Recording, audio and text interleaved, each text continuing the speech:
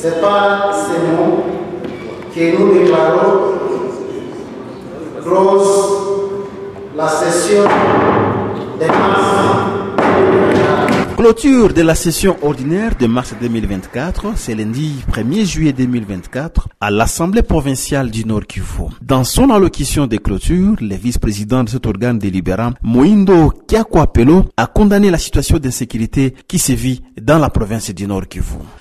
La province du Nord Kivu traverse une situation sécuritaire précaire, instable et imprévisible, occasionnée par les ADF et par l'agression armée sous couvert de D'une part, les activistes bellicistes d'IM23 dans la partie sud de la province continuent à enrayer la population, notamment en territoire des Rutshuru occupés presque totalement, dans les chefferies de Bachar et Baoundé, en territoire de Massissi, et enfin, groupement Kibumba et Boumba, en territoire de Nyiragongo, à la porte de la ville de Goma.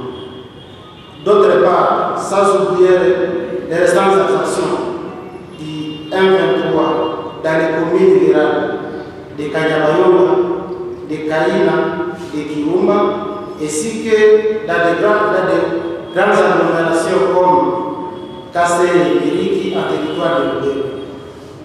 La population de la partie nord de la province du Nord Kivu vit également les affres de guerre lui infligées par les ADF sur toute l'étendue du territoire de Béni et une partie du territoire de Lubero. Les cas dramatiques le plus récent, c'est le massacre de plus de 100 personnes dans le groupement de Bassou-Amadiwe, en secteur de Béni-Bao, précisément dans les villages de Kantine, Massarou, Massara, Mahidi, Keme, Mangodomo, Mangina, en territoire de Béni, et Lubero à ce mois de juin 2024. Cette situation est à la base de la dégradation de la situation humanitaire dans la province du Nord Kivu. La situation humanitaire au Nord Kivu ne cesse de se détériorer du jour au jour suite aux attaques d'IM23 et ADF depuis plus de 3 ans. Aujourd'hui, on enregistre plus de 2,7 millions de personnes déplacées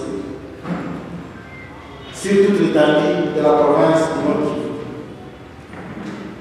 Traversant une crise sémique, ces infortunés ne voient plus la fin de leur enfer avant longtemps. Pourtant, les financements manquent cruellement pour faire face à cette crise humanitaire. Au cours de cette session, les députés provinciaux ont procédé à la mise en place du bureau définitif, l'adoption du règlement intérieur et le vote des sénateurs. Notons la présence à cette cérémonie du directeur de cabinet du gouverneur de province, Albans Kabaya, et de beaucoup de membres du comité provincial de sécurité.